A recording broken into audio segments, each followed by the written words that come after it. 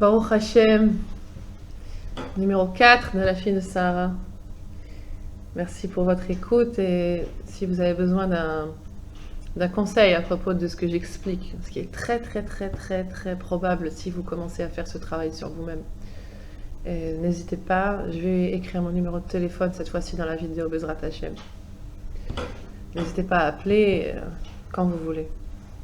La bonne nouvelle avec ce travail qu'on est en train de réaliser, c'est qu'on n'a pas besoin de payer les acupuncteurs, les kinésiologues, les hypnotiseurs, les EMDR, les CBT, les PNL et compagnie. Ce travail-là, il m'a été donné gratuitement, ce qui est une très grande chance parce que s'il n'avait pas été donné gratuitement, j'aurais pas pu le faire. Peut-être la raison pour laquelle d'ailleurs j'étais restée dans des souffrances pendant si longtemps, c'est parce que chaque personne qui prétend avoir une guérison à portée de main a besoin de vous le faire payer. Ah ben oui, il faut bien vivre. Seulement, en général, les gens qui ont vraiment besoin de guérir, ils n'ont rien à manger dans le frigo. C'est comme ça que me l'a dit cette personne qui m'a enseigné cette technique. La plupart des gens qui ont des très gros problèmes de Shalom Bait, ils n'ont pas de quoi payer un conseiller conjugal. Et en général, s'ils ont des très gros problèmes de Shalom Bait, c'est aussi à cause d'un manque d'argent. Ça n'aide en rien. Et les personnes qui ont besoin de se guérir profondément, en général, n'ont pas les moyens de payer des centaines et des centaines et des centaines d'argent pour des guérisons qui finalement ne verront jamais vraiment le jour. Comme j'ai expliqué, la chance que j'ai, c'est que j'ai été dotée d'une très grande force parce que les souffrances de mon enfance, personnellement, je vous l'avoue personnel aujourd'hui, les souffrances de mon enfance qui m'ont fait prendre des drogues et des médicaments pendant des années et des années après, parce qu'elles étaient insupportables, ces souffrances-là sont restées exactement les mêmes alors que j'ai pris la décision de ne plus rien prendre, de ne prendre aucun anesthésiant, ni médicaments, ni alcool, ni drogue, rien du tout. Et ces souffrances-là étaient les mêmes, étaient à vif. J'ai passé des années, depuis le début de la sobriété, il y a environ 7 ans, 8 ans, j'ai passé des années à souffrir le martyre, jusqu'à ce que cette lumière, merci mon Dieu, arrive, et que je commence à guérir pour de vrai. Et c'est là que je vais en arriver aujourd'hui. Le sujet d'aujourd'hui, ça va être la joie, la vraie joie. Et j'avais pas compris pourquoi Rabbi Nachman de Breslev il nous donnait ce conseil qu'il faut être dans la joie toute la journée et qu'on peut s'autoriser 1 heure d'idbo de doute, où on peut à cœur brisé, on demande à Hachem de faire notre volonté pour ça, qu'on lui demande que notre volonté soit sa volonté, etc. Mais en dehors de cette heure-là, Rabbi Nachman il nous a dit vous devez être dans la joie tout le temps. Et j'avais pas compris comment c'était possible. Maintenant que à chaque fois que j'ai des émotions fortes, négatives qui arrivent, je sais que c'est Hachem qui veut me guérir. Et donc j'ai dit, ok, allez, vas-y, on y va dans la guérison. Et je répète mes phrases. Hachem, tu ne m'as jamais abandonné. Hachem, je suis avec toi. Hachem, je suis fille de roi. Je suis fille de Dieu. Hachem, je suis dans la joie. Hachem, je suis aimée. Hachem, je sais que je suis aimée. Et je répète ça, je vous promets, des centaines de fois par jour. Je ne plaisante pas. C'est des centaines de fois qu'il faut le répéter, parce que c'est des centaines de fois en général que ces angoisses et ces peurs et ces traumatismes, en fin de compte, essaient de revenir pour essayer de vous faire du mal.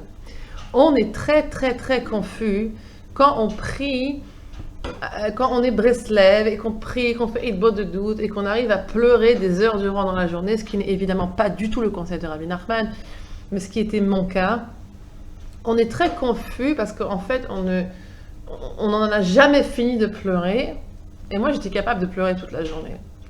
Seulement, celui qui pleure, c'est pas le Yehudi, c'est pas le Bnei Adam adulte qui pleure sur la destruction du Beth Amikdash. Non, celui qui pleure, c'est le petit enfant blessé. Et ces pleurs-là, vous n'en aurez jamais fini. On n'en a jamais assez. Ça veut dire que si on laisse la place au petit enfant blessé à l'intérieur de nous pour faire l'idbo de doute, pour faire ce moment de proximité à parler avec Hachem, alors on est dans le sheker, on est dans le mensonge, on n'a pas du tout fait le conseil de Rabbi Nachman. Et oui, attention, très grand chidouche, ce n'est pas quand le petit enfant blessé pleure que l'on sert Hachem. C'est très très très important ça, c'est un très très grand chidouche, c'est quelque chose de très fort et que on a vraiment besoin de comprendre. Si je veux faire la volonté d'Hachem, si moi, une femme mariée, par exemple, je veux faire la volonté d'Hachem, alors la première chose à faire, avant de vouloir changer le mari en face, avant de vouloir diagnostiquer le mari que j'ai en face, avant de vouloir me plaindre du mari que j'ai en face, avant toute chose, ok?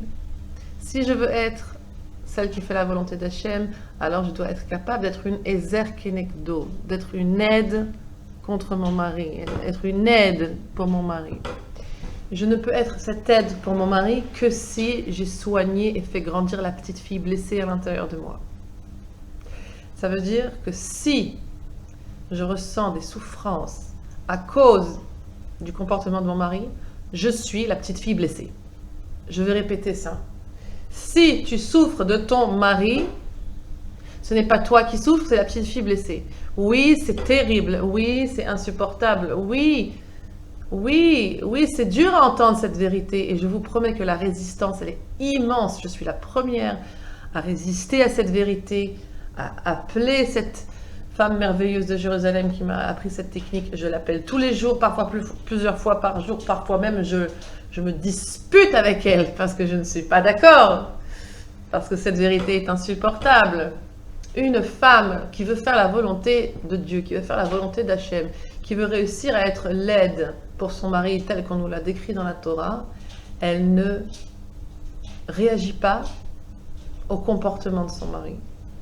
Ça veut dire que moi, je réussis à être besimcha, je réussis à être dans la joie, quoi qu'il arrive, quoi qu'il se passe, quoi qu'il arrive avec le petit enfant blessé qui se trouve à l'intérieur de mon mari, qui se réveille et qui lui fait faire et dire n'importe quoi. Quoi que soit son comportement inadmissible, parce que le petit enfant à l'intérieur de lui se déchaîne, moi, si je veux être une Ezer Kenegdo, si je veux être une épouse qui fait la volonté d'Hachem, alors je ne réagis en rien aux mauvaises habitudes et aux mauvais comportements de ce mari. C'est très très fort ce que j'explique là. Je comprends que ça révolte, je comprends que ça réveille en vous la petite fille blessée, mais ceci est la vérité ultime. Et si on veut vraiment comprendre notre maître Rabbeinu Nachman de Breslev, alors c'est ça. Comment être besimcha? Je dois réussir, quoi qu'il arrive, à m'accrocher à Hachem qui est mon rocher et mon libérateur. C'est comme on dit dans les Télim, Hachem, tu es mon rocher et mon libérateur. Ça veut dire quoi? Ça veut dire moi, la femme, je ne bouge pas. Ça veut dire moi, je suis une femme, j'ai les hanches larges et solides. C'est moi qui fais les enfants, c'est moi qui suis le pilier avec Hachem dans la maison. Je suis le pilier dans le mariage. Je ne bouge pas. Le mari, il peut être un petit enfant blessé, il peut faire des bêtises, il peut partir, rentrer, dire n'importe quoi parce qu'il est jaloux, parce qu'il est vexé, etc., etc., etc. Moi, la femme, je reste dans la joie. Je suis besimcha parce que je ne bouge pas. Je suis avec Hachem. Je sais qu'Hachem est là. Comment j'arrive à ce stade, à ce statut là, qui est le Emet, qui est ce qu'on me demande dans la Torah, ce qui est de faire le Resson Hachem, qui est d'être besimcha, dans la joie à chaque instant, mis à part 1 heure par jour où j'ai le droit de m'épancher, etc., etc. Je répète les phrases. À chaque fois que je suis blessée, que ce soit par mon mari ou par n'importe qui, le chauffeur de bus ou la caissière du supermarché ou le préposé aux impôts, je ne sais pas quoi encore, à chaque fois je ressens une douleur, je sais que c'est Hachem qui me guérit, je répète, je suis la fille de roi, je suis la fille du roi, je suis la fille d'Hachem, je suis Neshama Tehora, je suis une pure âme, une âme pure. je suis dans la joie. Et je répète ces choses-là. Ce qui est très bien, c'est de les écrire sur un carnet et de se les répéter. Ça, c'est encore du Breslev, puisqu'en vérité, c'est la Torah Azamra. À chaque fois que je me répète ces phrases-là, de manière à m'auto-persuader, ce qui est encore une fois une chose qui nous est suggérée de faire par Rabbi Nachman, encore une fois, tout ça c'est que de la Torah, et c'est que de la Torah Breslev en plus, c'est autorisé de se persuader en se répétant des affirmations positives pour changer notre réalité, pour accéder à un autre statut spirituel, à un autre statut émotionnel. Donc ça, c'est la Torah Azamra. Pourquoi? Parce que je vais trouver à l'intérieur de moi des Nekudot Tovot. Je suis une fille du roi. Je suis Besimcha. Je suis avec Hachem. Tout ça, c'est des Nekudot Tovot à propos de moi-même. Je ferai une Tova sur moi-même et je vais réussir à m'élever et je chanterai. Azamra, je chanterai. C'est la Torah Azamra. Ça m'a été révélé ce Shabbat. Je n'avais pas capté en fait que ce que je faisais pour me guérir depuis des semaines maintenant, des mois, c'est la Torah Azamra. Extraordinaire, mesdames, ça fait déjà 11 minutes. Merci Hachem pour cette lumière, je vous garantis, je suis une survivante, s'il vous plaît, faites passer le message, c'est ça la Géoula, c'est gratuit, c'est merveilleux, c'est gratuit, ça vous prend juste le courage de mettre les médicaments de côté, de mettre la psychiatrie de côté, de mettre la psychanalyse de côté, de mettre la Chochma Shel Goyim de côté, de vous accrocher uniquement à Hachem qui est votre rocher et votre libérateur. Excellente semaine à toutes, à très bientôt.